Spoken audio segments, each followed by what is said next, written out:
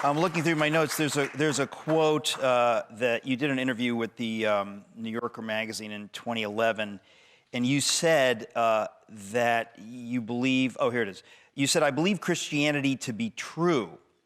I don't feel a compelling need to convince other people of that."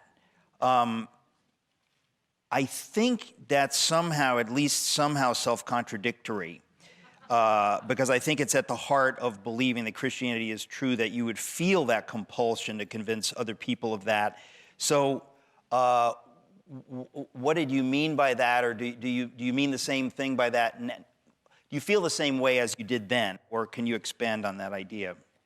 Well, maybe that was not as artfully worded as I would have worded that today. Were you afraid the New Yorker would call you out on your Christianity?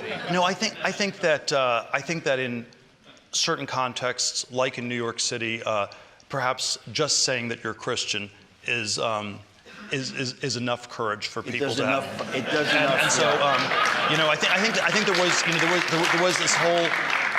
was this whole doctrine where you were not supposed to sin against the Holy Spirit. If you denied the Holy Spirit, you couldn't be saved. There was all these debates in the 3rd, 4th century about that, and we're probably not. It's probably not quite as bad as the Roman Empire under Diocletian or something like that, but one gets the sense that it's. I tend to think it's a decent amount of courage to just say that you're Christian, and so maybe not in a small town in Alabama, maybe you have to do more there. But if you're in Manhattan and that's all you say, in my book, that's plenty. Would you agree that by following up by saying that you believe Christianity to be true, if that takes courage, would you say by saying I don't feel a compelling need to convince other people of that, that you have reduced the amount of courage?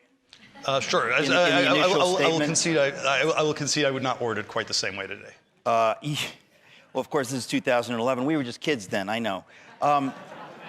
But when you say you think Christianity is true, what do you mean by that, if I can ask a really open question? Well, I think it says, I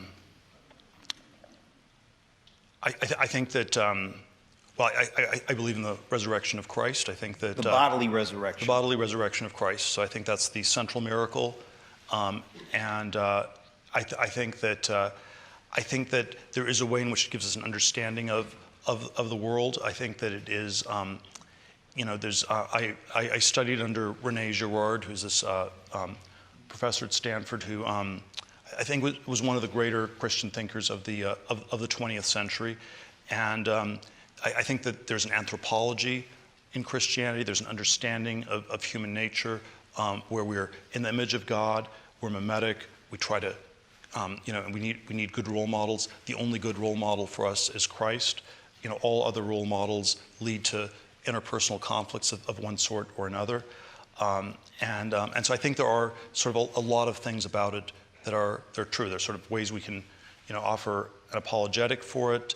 But it is, on some level, I often think that if you go back to the Old Testament, the Ten Commandments, I often think that the two most important ones are the first and last on the list, the first commandment and the 10th. The first one is you should only worship God. You should look up to the one true God. And then the 10th one is you should not look around at your neighbor. You should not covet the things that belong to your neighbor. And when you do not have a transcendent religious belief, you end up just looking around at other people. And I think that is sort of the problem with our sort of atheist liberal world, that it is just the madness of crowds. It's not reason. It's not rational. It's just mass insanity. Does that tie into your idea in the book? There's always I always think if you sort of contrast evangelical Christian Bible study, where the outward-facing thing is often that people are somehow more moral or better, and then the inward-facing thing is that you're kind of sinful and that there's a lot of stuff you fix. If you were in the Bible study and said, I figured out everything's perfect in my life, you probably haven't quite gotten the message.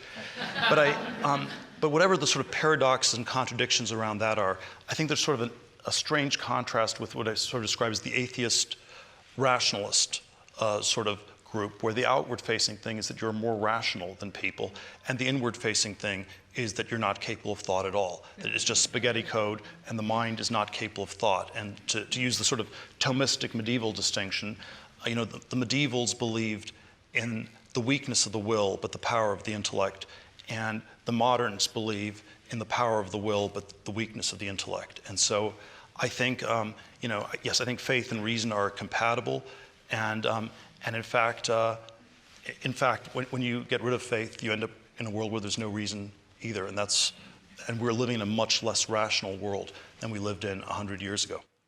When you talk about, coveting,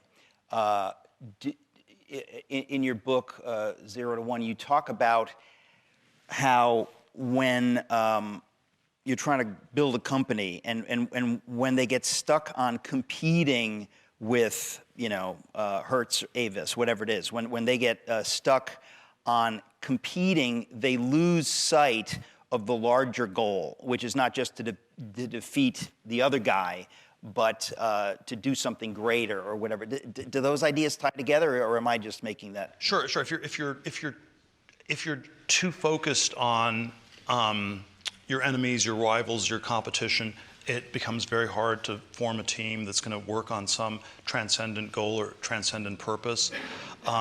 If you categorize it in terms of the 7 mortal sins of medieval Catholicism, I always think you can sort of debate which ones are the worst. Officially pride is supposed to be the worst. I always think you can use Gilligan's Island as sort of a mnemonic for this, where the professor is pride, and the skipper is anger, and Mr. Howell is greed, and Mrs. Howell is sloth. That's why she married Mr. Howell.